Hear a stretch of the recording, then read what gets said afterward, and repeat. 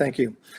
Welcome everyone to Fight for Light in Conversation with Christopher Hawthorne. My name is Adam Ganzer. I'm the Executive Director at New Yorkers for Parks. And I'm very excited for the program tonight, given the context we find ourselves here in New York City and of course worldwide. We've recently experienced extreme budget cuts across all agencies in New York City, particularly in the Parks Department, which obviously takes care of a large part of our public realm. And we're facing massive layoffs this fall and into the rest of the year. So this conversation could not be more timely. We partnered with the Municipal Art Society in the Fight for Light campaign back in 2018, and our work is supported by the Rockefeller Brothers Fund and the Greenacre Foundation, which is the owner of the Greenacre Park, really in response to rezoning in Midtown Manhattan that had a drastic impact on that park. Our work has looked obviously at the context of that park, but has looked beyond that citywide, as focused on a broad swath of public realm challenges and opportunities. Since 2008, we have conducted exhaustive research and held countless roundtable discussions with experts from different industries, cities, and of course perspectives. Held the summit for New York City in 2019, which focused on light, and released Bright Ideas, an extensive report outlining dozens of potential solutions and policy initiatives, including the context of the conversation that will be held tonight. New Yorkers for Parks is excited to work together with MAS to explore how many of these ideas might translate to New York City, including the subject of tonight's discussion, the management of the public realm. And with that, I am very pleased to turn it over to Elizabeth Goldstein, the president of the Municipal Art Society. Elizabeth.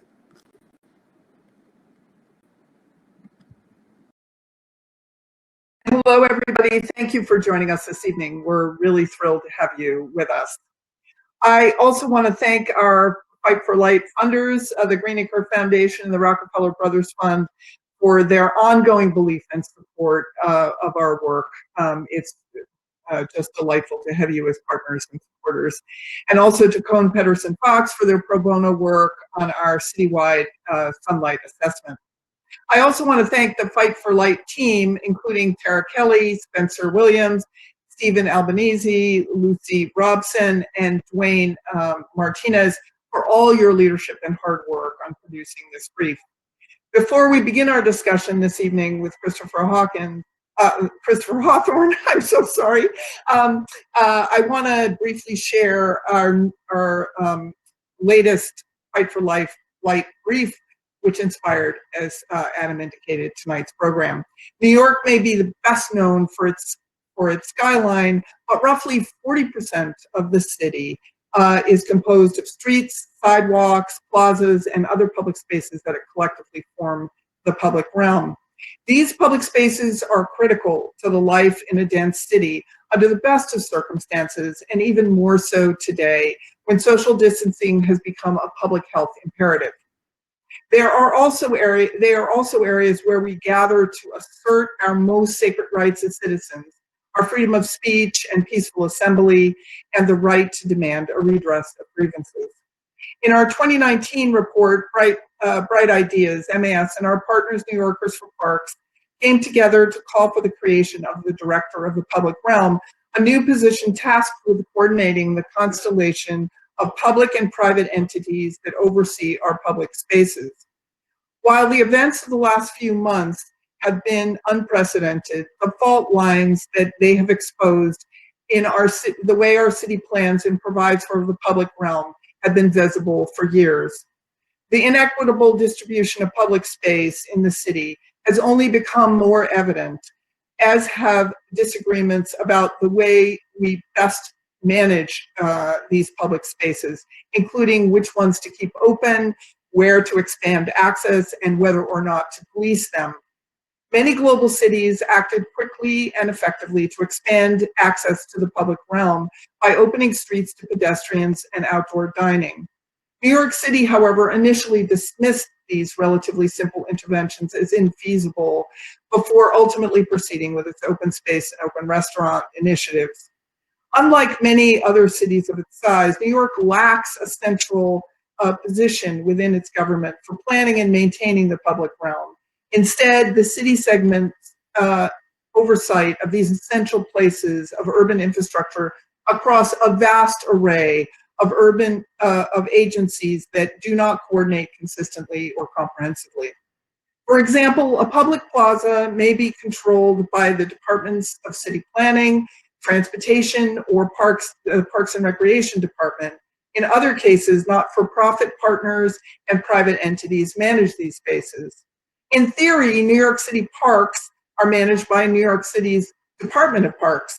That seems simple enough. But what is a park? A given playground may be under the jurisdiction of New York City Parks, the Department of Education, or both. And sometimes an open space that is called a park isn't one. For example, Zuccotti Park is a privately owned public space managed not by the city, but by an individual building owner. This disorganization isn't just confusing, it's an obstacle to any coordinated creative plan for the future of our public realm. And the city's incoherent approach to managing the public realm creates too much overlap and not enough leadership. Peer cities around the world are far ahead of New York City in taking a holistic approach to managing the public space and ensuring open space equity. Many of them already place a special focus on access to sunlight as an essential part of infrastructure. The brief we released today elaborates on our initial recommendation in Bright Ideas for the creation of a new city role, the Director of the Public Realm, a position dedicated to coordinating and marshaling the vast array of agencies to respond quickly in times of crisis and think innovatively in moments of calm about long-term improvements to the health and equity of public space across the city. It makes recommendations about the powers of this position, where it should live in the government hierarchy, and what it needs to be successful. And most importantly, this new position must ensure that these entities work in close coordination with neighborhood stakeholders in communities where these changes will take place, building trust and collaboration across groups, and all the government agencies will require bold intersectional leadership. We hope you will join us in advocating for this new position. We believe that access to light, air, and open space makes people healthier, parks greener, and cities stronger. Our city's economic, environmental, social, and public health future depends on it. Before we kick off our conversation with Christopher Hawthorne, some things to note. In the chat box to the right, you can comment and ask questions. I will incorporate questions into the conversation as we go along. We also have some tips in the chat for your reference for using Demio, and as well as in the screen below me at the moment. Our program tonight is anticipated to run about an hour and is being recorded. A recording will be available later on our YouTube channel and our Facebook page. If you are an AICP member, MAS is now proud to be a certificate maintenance provider, and tonight's program is eligible for 1 CM credit. We hope you will also consider supporting MAS and joining as a member. Your support makes our work possible, from advocating for a champion of the public realm and the Fight for Light campaign, to producing our programs, tours, and research, and so much more. Thank you to all our members in the room today. It is now my enormous pleasure to introduce Christopher Hawthorne, Chief Design Officer for the City of Los Angeles. Mr. Hawthorne was appointed to this newly created position by Mayor Eric Garcetti. Previously, he was the architecture critic for the Los Angeles Times from 2004 to early 2018. He is the co-author of The Greenhouse, New Directions in Sustainable Architecture, and has written for the New York Times, the New Yorker, Slate, and many other publications. He is a professor of the practice at the University of Southern California with an appointment in the English department, and holds a degree in political science from Yale, where he also studied architectural history and theory. Welcome, Christopher. We're so delighted to have you with us this evening.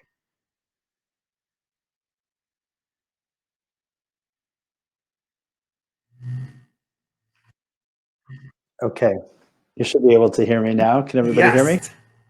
Thanks so much, Elizabeth. Really a pleasure to be with you, and hello from smoky Los Angeles. Thank you for joining us, and I'm glad that the fires have at least abated and are a little bit further away from your door at the moment so that you are able to join us.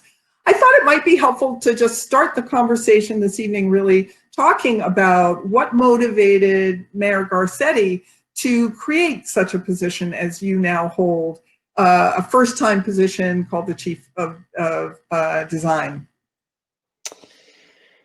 Our mayor, Eric Garcetti, is particularly interested in, well-versed in, sophisticated about architecture and design, and that was true even before he was first elected mayor, when he was a member of the city council. And in fact, probably the seeds of my appointment go back to his first mayoral race in 2013. So ahead of that mayoral campaign, the LA chapter of the American Institute of Architects asked me to help moderate a series of conversations with each of the candidates. So Bill Roshan, who was then the president of our planning commission, and I had conversations with each of the mayoral candidates in turn. So not a debate, but a conversation about urban planning, architecture, design, the future shape of the city, really, and its neighborhoods.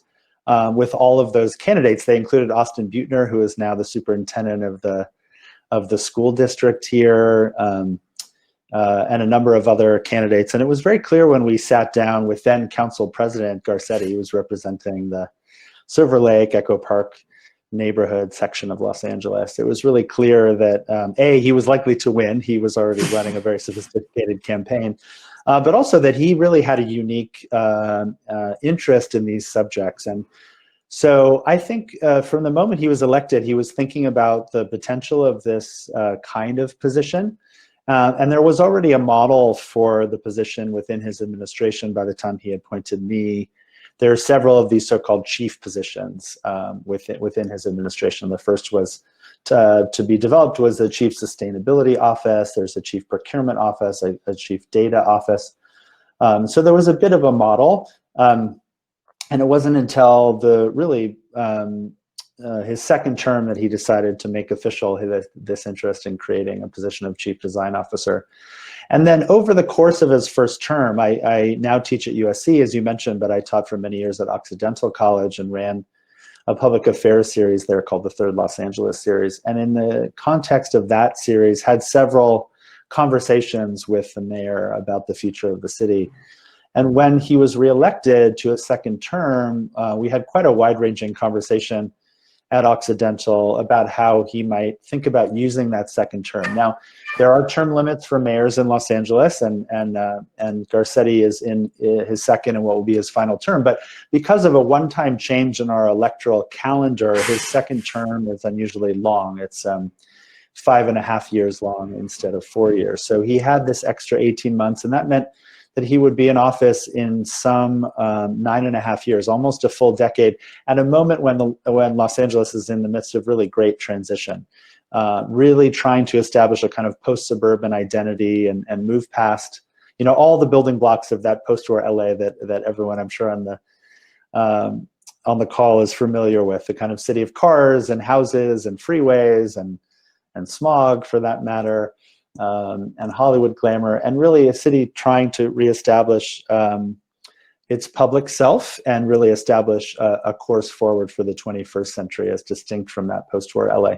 So in that conversation after he was reelected, we talked about that, and I had written some pieces for the LA Times in my old position about how he might spend that time. And in the conversation at Oxy, he talked about looking at some of the models that are mentioned in your brief, looking at the Innovation Lab in Mexico City, looking at Helsinki, which was the first major city to have a chief design officer by that name. And so we started the conversation pretty soon after that. And then early on in 2018, he offered me the position, and I decided to make the leap from criticism from journalism over to City Hall. Well, when you look at your bio, I think it makes that leap a little less, a little more obvious than it might have been if you just knew that you were an architectural critic at the LA Times, because obviously you've been thinking about these issues for a long time, and certainly your writing has been very thoughtful on them. But I was wondering, as you talk about this moment in LA, whether you can talk a little bit about the extraordinary funding that has been made available by the electorate in LA that sort of creates an opportunity for you in a new way, because I think that's a helpful context for people. That was really part of the decision for me, is the fact that whenever we have put questions to voters in Los Angeles City or County about the future of the city and region, they have really resoundingly supported a new vision, a denser vision, a more connected vision, a vision with more investment in public space and public transportation. So we have had several ballot initiatives related to funding for mass transit. It's important to note that happens at the county level, not directly controlled by the city, but nonetheless has been part of this series of what we really think of as a mandate from the voters about this emerging Los Angeles and how to invest in and how to build it. So transit funding, funding for parks and open space, funding for efforts to reimagine the Los Angeles River, which I hope we'll have a little bit of a chance to talk about because it's such a singular landscape in Los Angeles. Investments in housing, affordable housing, housing for the homeless, to address a really significant housing affordability question that we, like many cities in California and along the West Coast, face today. So there had been, at least a half dozen moments when we asked the voters if they wanted to endorse this vision of a denser, more connected, more public Los Angeles, and each time we got the same, a version of the same message. So in the transit funding alone, it's more than $120 billion over the next 4 decades or so, and all told, it's approaching $200 billion of public funding. The lion's share of that is these 2 ballot measures to support transit.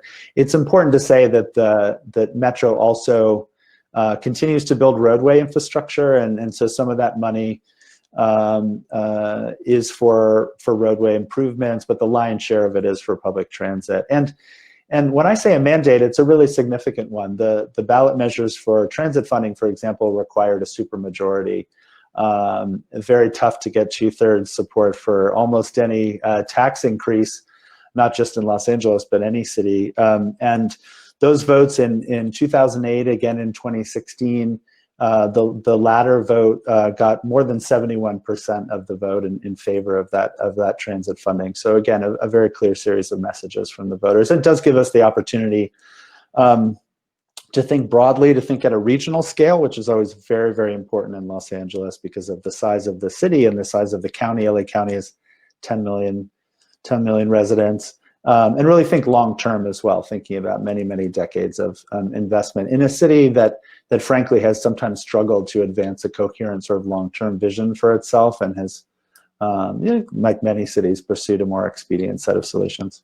Well, I'm interested in knowing how both you and the mayor sort of envision this position and sort of kind of the projects you're taking on influencing the expenditure of those funds, which, by the way, as a New Yorker now, I'm incredibly jealous of. It would be extraordinary. I know I'm not alone in expressing that jealousy.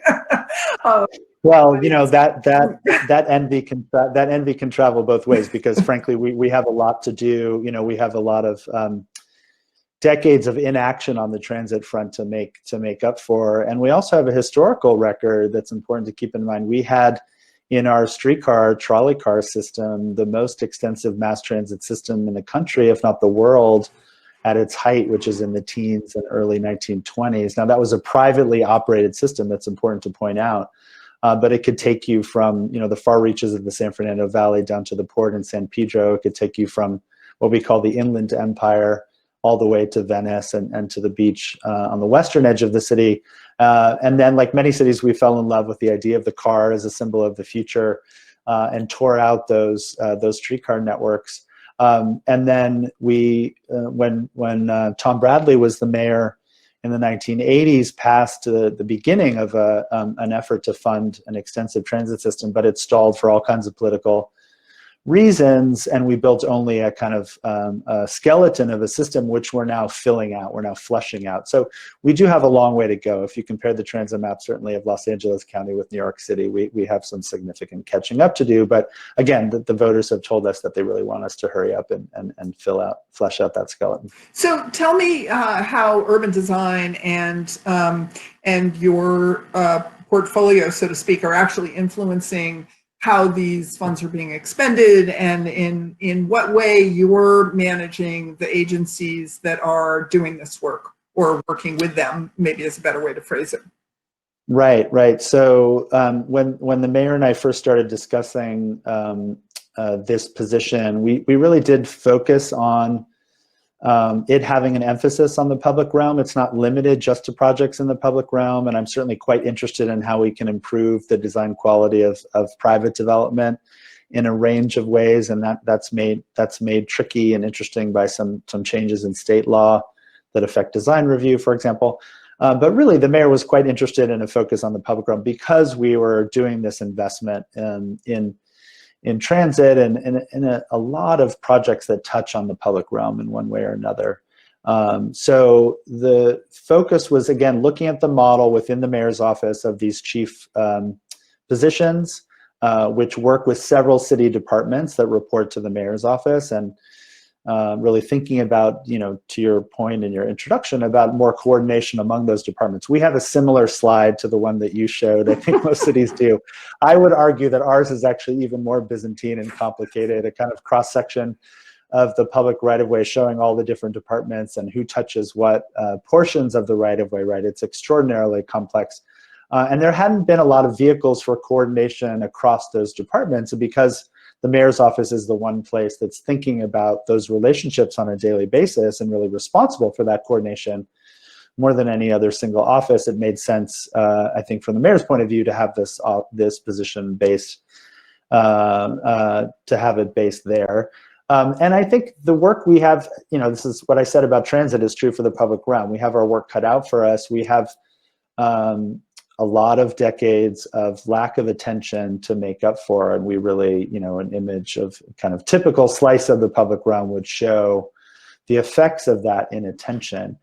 So in a lot of ways, what we're doing is a kind of restoration, which is to say, Los Angeles had a very vibrant, walkable, well-supported, beautifully designed public realm for the latter decades of the 19th century, and really accelerating through the teens of the 1920s, the first half of the 20th century, essentially. And then we, at a moment of real growth in the immediate post-war period, we really reversed a lot of those gains in favor of motordom, in favor of automobiles and freeways, and importantly, the single-family house as well. So when I mentioned those building blocks of post-war Los Angeles, this is something I really tried to emphasize in my position at the LA Times as architecture critic, but also now in the work that I'm doing. Those building blocks, the single family house, the car, the freeway, et cetera, there is a Los Angeles before those elements of the cityscape. And there is a Los Angeles emerging to replace that. So I've been trying to argue, both in my critical writing and in my position in the mayor's office, that we need to take a longer view of LA's history to understand where we're going. And I say that because it really is a restoration of what had been a quite rich and vibrant public realm that needs attention after many decades of neglect. So it's really focusing on coordinating this investment so that one department that's working on some element of the public right-of-way is connected to, aware, and thinking from a design point of view of what those other departments are working on as well. So I would say that that coordination is most crucial. In general, the job has, I have thought of the job as sort of organizing itself into three categories. So there's public engagement, that is doing conversations like this, which we do in Los Angeles all the time. And that's important because we don't have a municipal art society. We don't have a Van Allen. We don't have a storefront for art and architecture. We don't have these groups that are really dedicated to thinking and talking and analyzing the future of the city. And given how much is in flux and how much we are investing in the public realm, I would argue that there's no city in the United States that needs those kinds of platforms more than Los Angeles. We certainly compared to Chicago as well, or even Seattle or San Francisco, the Bay Area where I come from. We don't have those kinds of institutions for talking about the city's future. So public engagement is a big part of what we're doing, having conversations about where the city is going, trying to get a much richer kind of community and neighborhood engagement about where the city is going. The second part is a kind of design oversight or working with departments on projects that are already in the works. That can be a building. The first projects I worked on when I started was a significant new metro station connecting to the airport. So again, not a city building per se, but the city had a real interest in making sure that it succeeded as a gateway to and from the airport, because we're finally connecting at long last public transit directly into the airport. So this is a nexus, this station, between the larger metro network and an automated people mover, which will take people right into the heart of the terminals. And so kind of design oversight from the city's point of view of that project, trying to make it as strong urbanistically and architecturally as it could be. And there are lots of examples of that kind of design oversight, really trying to be a voice for quality, trying to be a champion for the architects on a project against all the other constraints, right, that come into play. And really being another voice in support of good design and good architecture. So there are a variety of ways in which that oversight plays out. And then the third category is new initiatives, of which we've launched quite a few. So I've worked kind of the flip side of your work on access to light. We've worked quite a bit on initiatives to bring shade into the public realm in Los Angeles as climate change accelerates, and really to think about shade as an equity issue. And there are a range of ways in which that's played out, which we can talk about. We are just after this call, in fact, I will be having what will likely be the final jury meeting for a streetlight design competition that we launched last year. We're getting ready to announce a winner in the next couple of weeks, and I'm really excited about the winning design. So that will be early September, likely a public announcement. That's an initiative that we launched because we have, again, a great history of beautifully designed streetlights that kind of fell away in the post-war period, and we pursued a much more utilitarian sort of idea. And that's really an equity project too. You know, we have the ability for neighborhoods to pay a little extra to use one of the historical streetlights. But in terms of what a neighborhood that doesn't have those resources has, they get a much more utilitarian pole with no connection to that design history. So it's also about distributing good design in the public realm more equitably, so everybody can think about that design touching their own neighborhoods. And streetlights really do touch every single corner of the city. There are 223,000 streetlights in the city of Los Angeles, and we install between 1,000 and 2,000 new standard streetlights every year. So this is a project that has the potential to really change the streetscape of the city for a long time. And then the last project I'll mention, that's one of the initiatives that we've launched, is what we're calling the Mayor's Office Civic Memory Working Group, and we were very happy to hear that we've just received significant funding to support that project from the Getty Foundation this week. That's an effort in a city that has sort of fallen in love over many decades with its reputation as the city of the future, has not tended particularly well to its past, to its historic resources, and to the broader idea of a culture of civic memory. So we brought together, under the auspices of the Mayor's Office, a really prominent group of historians, architects, artists, designers, preservationists, others, scholars in a range of fields, to help us think about specific policy changes that might protect the civic memory of the city more effectively, and also some ideas about how to support a broader culture of civic memory. And so that sort of three-part division has held pretty steady since I started the job. Great. And I'm just curious, your streetlight project sounds fantastic. I'm just curious, and I would like to talk about what I think of as the two sides of our coin of shade. Yes, yes. I think they really are the same thing, and our goals are often, they may be different because of the climates of our city, but I think our goals are actually have a lot in common. But I'm curious whether your sense is that the position is helping sort of with a cultural change within the departments, and whether you're sort of finding like-minded souls sort of deep in the belly of Metro and other, the Public Works Department and so on, who are helping move these projects along in a way that is sort of giving you a big army. Absolutely, and that was really another one of the reasons I decided to take the job, because I had been writing about the city long enough to know who many of those lights, those leading lights were, and people who had been fighting this good fight for a long time and doing really terrific work. And they have become some of my closest colleagues and folks I work with most directly. And that includes Deborah Weintraub, who works at our Bureau of Engineering, Deputy City Engineer, who has been really promoting good design and architecture within BOE's projects for many, many years. Or Ken Bernstein and some of his colleagues at the Department of City Planning, who oversees the Office of Historic Resources, as well as there's an urban design studio at the Department of City Planning. And of course, our interests are very closely aligned. And so we've worked very closely with him.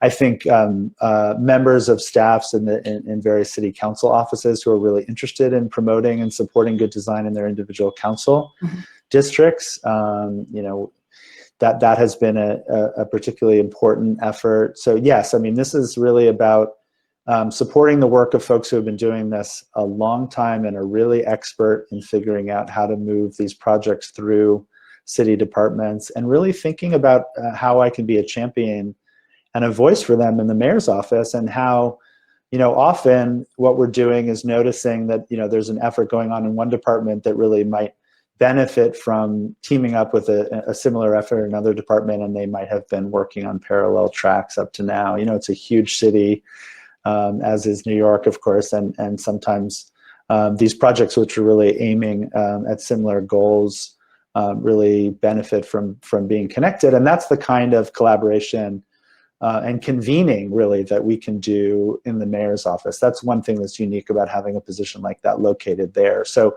I would say both convening within the city, and also, as in the case of the Civic Memory Project, really convening a group of outside experts to come in and help us think through how city policies might be improved to bolster a sense of civic memory, or the protection of community and neighborhood resources, and collective memory, things like that. So I know you're working on a number of really big projects, and you mentioned the LA River. So I'd love to give you an opportunity to talk about that a little bit, and also about the ways, I mean, I know, because I know that project, and I worked on LA State Historic Park and part of my past, how many agencies that's touching too. I'm curious how that work is going. And obviously that's a very big long-term vision of both creating and enhancing public realm all through the vast county of Los Angeles, as well as Absolutely. So you, Elizabeth, will know this given your experience in Los Angeles, but some of the viewers may not be familiar with the fact that we even have a river in Los Angeles. I think there for a long time were Angelinos who were surprised to learn that we had a river running through the center of the city. But it's an incredibly important and complicated story. The city was really founded because of the Los Angeles River, which is essentially a seasonal river bringing water down from the various surrounding mountain ranges, and then leading out to sea. It did actually lead west towards Santa Monica for a long time, but a major flood actually changed its course and sent it down to directly south in the direction of San Pedro and the port, which is the route that it takes now. But it is 51 miles in length. 2/3 of that, roughly, are within the city of Los Angeles. The rest outside the city limits. And so the original indigenous settlements that predated Spanish colonial arrival, and then when the Spaniards came, they also settled next to the LA River. That's why downtown is so far from the coast, is because of its proximity to the Los Angeles River, which was in fact the sole source of LA's drinking water until the aqueduct was built in the 19 so just over 100 years ago. So it was really the lifeblood of the city. It was really had shaped development, and it was the source of water in a pretty thirsty climate, in a Mediterranean, semi-arid climate. In the 1920s and especially in the 1930s, as the city began to grow up more densely around the river, its periodic flooding, which of course had been typical of it for all of its existence, began to be a more dangerous phenomenon. And so city leaders began to be more concerned about the prospects for flooding really damaging development and displacing neighborhoods. And so we decided as a city to wrap the entire 51-mile length of the river in concrete as a flood control measure. And so that's the river that people know today from movies. There, everybody has seen car chases in the bed of the concretized, concrete wrapped LA River. But it's important for the purposes of this conversation because that was an incredibly, and whatever we think of it now, was an incredibly ambitious act of kind of infrastructural ambition and muscle to say we're going to wrap this entire thing in concrete. And it really did do, as advertised, it really did keep the flooding from damaging nearby neighborhoods and development, but it also kept the river from moving in its natural seasonal variation. And it also had the byproduct, despite being such a kind of muscular expression of public power, it had the paradoxical byproduct of making this great resource disappear as a public amenity. So not only was the river wrapped in concrete, it was essentially lined with fencing and made into a private space, or a space that was off limits to public access, which completely reversed the role that it had played in the city. So in a couple of decades ago, now even a little bit longer, an activist named Lewis McAdams and some others really began to bring attention to the state of the river, its history, and really thinking of it as a potential reservoir of public space, and also began to really question the kind of hydrological logic of it, which is to say, in a semi-arid climate, we were taking a huge amount of our rainwater every year, directing it into this concrete riverbed and sending it directly out to sea, which is not a sustainable model in an era of climate change, to say the least. So there were a number of activists who began to think about remaking the river, opening it back up to public access, and even regreening some sections of it. It's important to say that we still need to bear the flood control aspects. That's still something that the river has to do as a function of public safety, but there are also lots of opportunities to rethink public access. So the immediate project that I've been involved in, which is very much a long-term one, is at the so-called Taylor Yard site, which is just upriver from downtown Los Angeles, part of an old rail yard. The city purchased a significant portion of it with the goal of turning it into open space, a little bit more than 40 acres. And so we've been involved in thinking about the open space prospects, the environmental remediation that will have to happen there in concert with Bureau of Engineering, which I already mentioned, and a number of other city agencies. State agencies are involved. The Army Corps of Engineers is still responsible for the channel itself. So there is an extraordinarily complicated group of stakeholders just within the government side, within the public sector, and then of course the surrounding neighborhoods and river advocates in a number of really important advocacy groups have been deeply involved in these conversations as well. So Lewis McAdams says something that I try to bear in mind all the time when working on this project, which is, as I mentioned, remarkably complex even by the standards of city government. He said that rethinking the LA River would be a 40-year art project. So not just thinking of it as something that would require imagination, right, civic imagination, really identifying as an art project at the beginning, but also that it would be many, many decades. It has outlasted many mayoral administrations. It will be a project that Angelenos are working on for many, many decades to come. But this mayor, Garcetti, my boss, has been really, really involved in river planning and advocacy going back to his days as a city council member. So it's a project with significant importance to him. So we're looking at both a short-term kind of design intervention that might open up access to a portion of the site safely while we pursue a longer-term remediation strategy for the entirety of the site. The last thing I'll say about it is that the potential is even more than I've suggested because it is connected to two state park parcels. So there is a park that's already open, just inland, if you will, of the riverside parcel that we call G2, where the city is working, another 40 acres, and then another state park parcel called the Bogotá, just upriver, connected. So we have the potential to think about 100 acres of contiguous open space in this almost the geographic heart of the city. It's a tremendously exciting prospect to think about, despite those layers of complexity, which are significant. So one of our audience members was curious about what power you yield in these discussions, and obviously you have the mayor's imperator, and I assume that matters a bit. But the person was asking whether you have veto authority over any of the actors who are potentially weighing in on these big infrastructure projects. Right. Right, it's a great question. And I would say it varies from project to project. When the last version of charter reform in Los Angeles, we changed the city charter so that those departments that I've mentioned do report to the mayor's office, and there's oversight of those departments. So the budgets, the leadership, the kind of policy direction comes from the mayor's office to those departments. And so the policy makes use of the budgets that those departments are working with. But in practice, so the mayor has that sort of power in some ways. We also have oversight of the port and the airport, and the Department of Water and Power is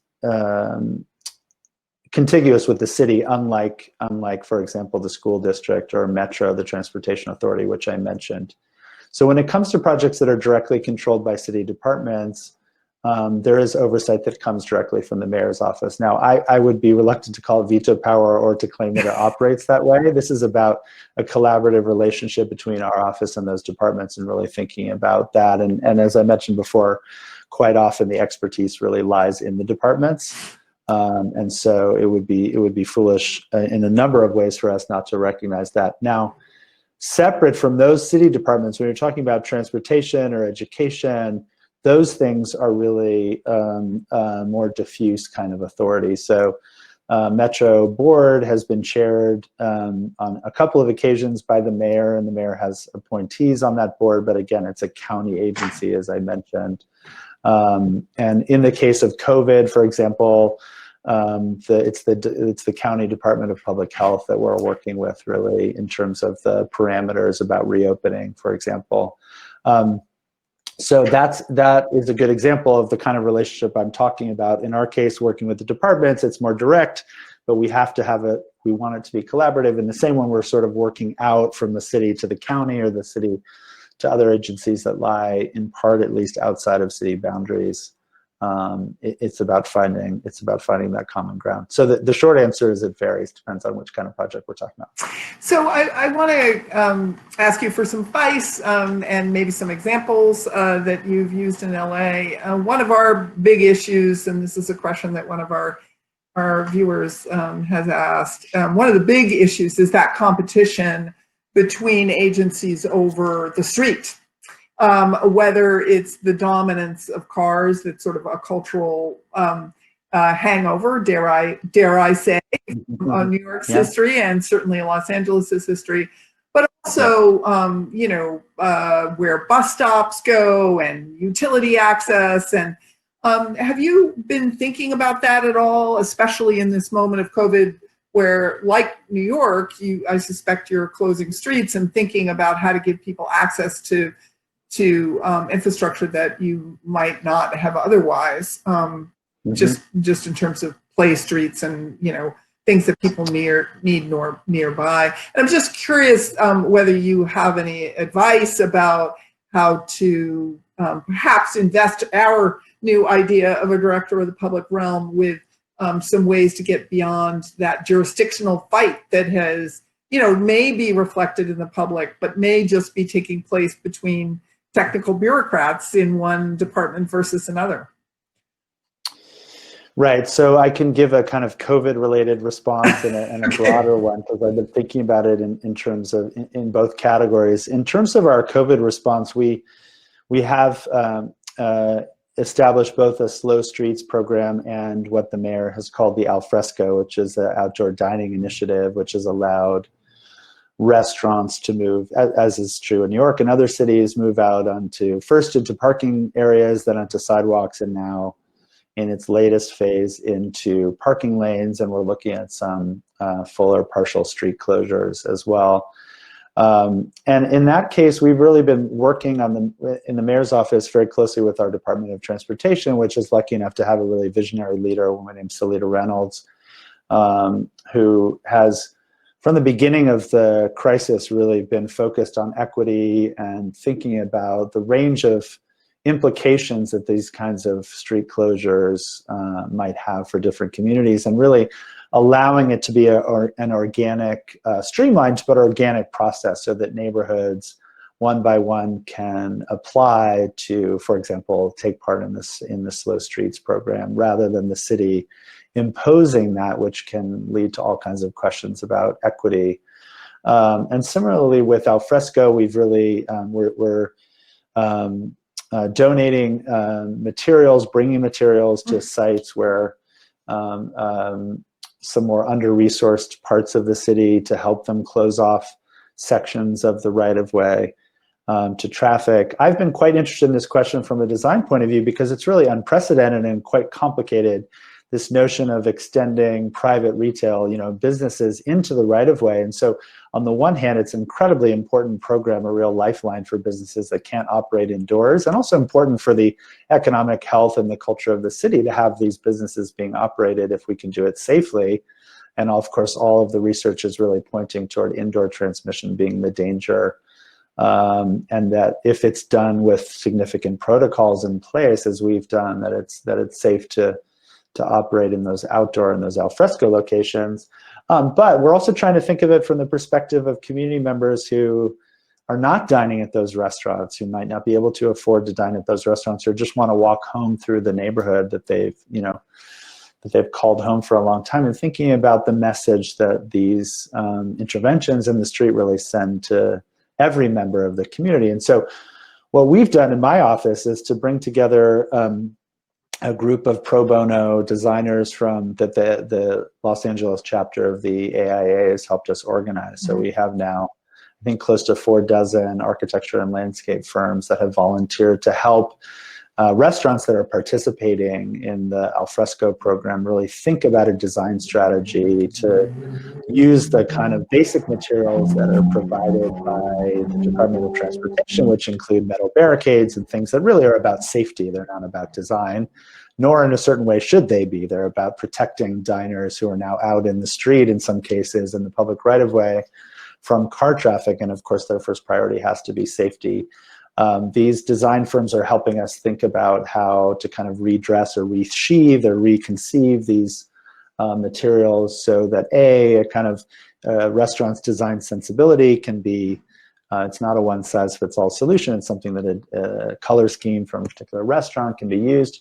But also, again, thinking about the way that it looks when you're looking at it, not just from inside when you're sitting at a table, but also if you're walking through the neighborhood. And we're just at the phase where we're moving into larger territory, some public plazas and some streets that we may close off in a couple of communities that have one in South Los Angeles, one in East Los Angeles, that have a really strong design sensibility in the neighborhood, in this particular spot of the neighborhood already.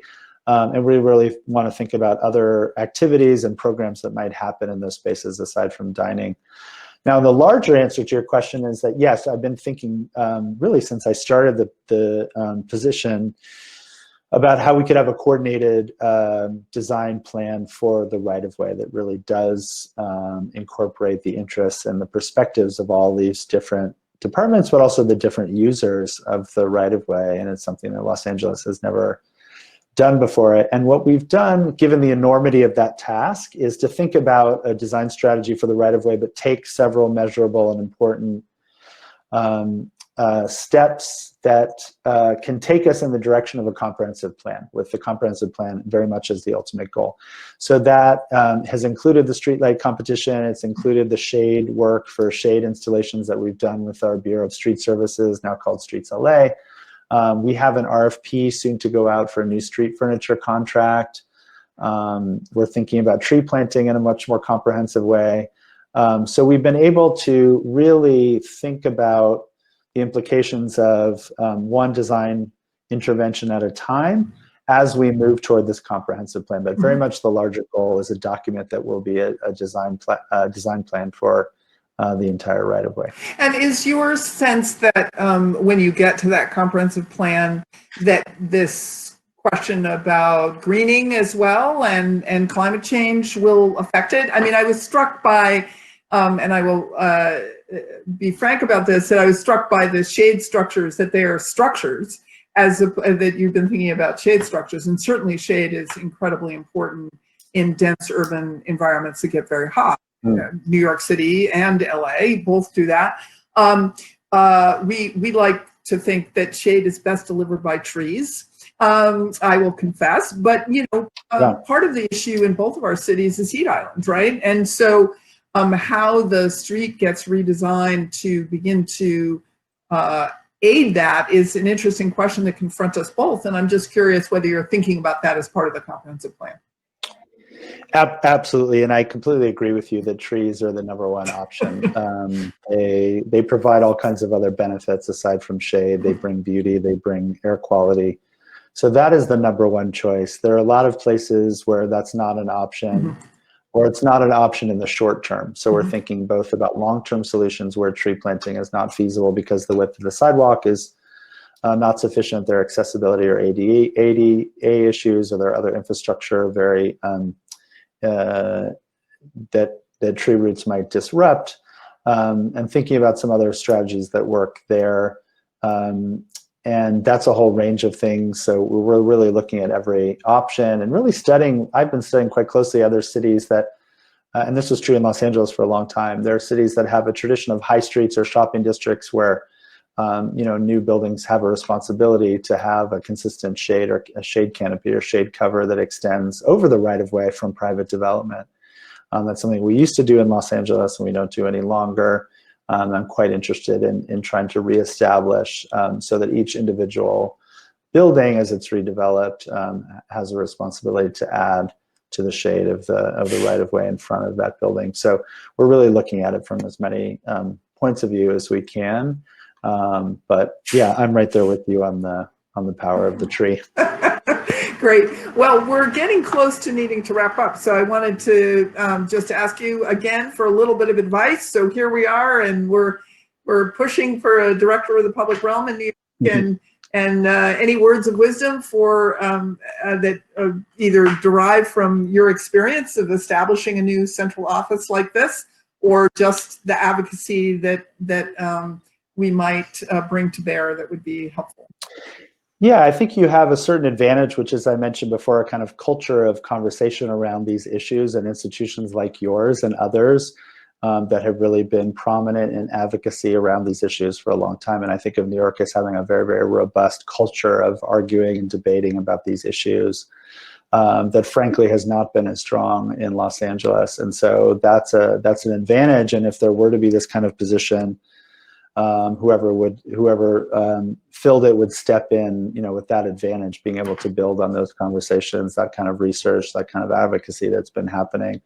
So we have really strong advocacy on a whole range of other issues, on housing, on transportation, and issues that really touch on my work. But certainly in terms of design itself, and particularly designing the public realm, we're sort of experimenting in new ways to build that capacity. So I think New York has an advantage. And I think, different with something we talked about before, there are different models. Some of the positions are in mayor's offices like mine. Some are in city departments, which means they're a little bit more protected from the cycles of, elections and so forth. I think there are advantages to both models, really. It depends on the person. I think some people are better equipped to work within a department and have that long-term stability. Others, in my case, I'm really helped by having a mayor who, again, is really sophisticated and involved in these issues, curious about them, which is, the reason that he created the position in the first place. But That's a real benefit, of course, in the work that I'm doing. So it depends on if you have that kind of figure in the mayor's office and the next mayor of New York City, then it might make sense to go one direction versus, if you're thinking about a particular department that has a lot of that authority or convening power traditionally, then it might make sense to embed a position like that there. And there are also different models internationally. Some, I mentioned Mexico City, have been more like labs for innovation and experimentation. Others have been much more connected to policy on a sort of fine-grained and day-by-day basis. So it depends on the specific goals that you're looking at. Well, great. Thank you so much. Are there any other things that you'd like to add before we close up here? It's really been a pleasure to talk about. No, it's a great pleasure. I'll just make a pitch for a couple of things. So Please. keep an eye out for our streetlight competition announcement, which will be happening in early September. Again, really excited about the winning design in that competition. We've just launched a number of projects related to accessory dwelling units and housing production. So in September, we'll be launching a design competition looking at so-called infill or missing middle housing solutions. So looking again at one step past the ADU or the second unit in our low-rise residential neighborhoods. How can we build more housing capacity in those neighborhoods without while building support for those kinds of changes in the neighborhoods themselves? So we'll be launching that next month, and it would be terrific to engage a number of entries from New York City. And the last thing is the Civic Memory Working Group I've been tremendously encouraged by, and this support from the Getty Foundation means that we'll be able to put out a report that will have, I think, significant editorial ambition as well as having some policy ambition. So I'm quite interested in how the city thinks about its written documents as well, and really trying to create a bit of an experimental hybrid with the Civic Memory Report, which is some very specific and we think immediately actionable policy recommendations on preservation, monuments, memorials, things like that. But also a larger, sort of sparking a larger conversation about civic memory, and something, again, that we hope will stand the test of time as a kind of editorial, literary document. And that's been really fun to think about with the help of all the historians and others who have been part of that effort from the beginning. Sounds great, and we will definitely be looking for that. As I may have told you when we talked before, MAS is actually also concerned about New York's enduring culture. So we're also exploring those concepts as well. So thank you so much. This has really been delightful to have you and have this conversation. Thank you for sharing your time with New York City. And we'll look forward to keeping up with your initiatives, and we hope you will with ours as well. And I hope this is not the last conversation that we have. No, and thank you so much for the invitation. I was a resident of New York City, first the Upper West Side by Columbia and then Brooklyn.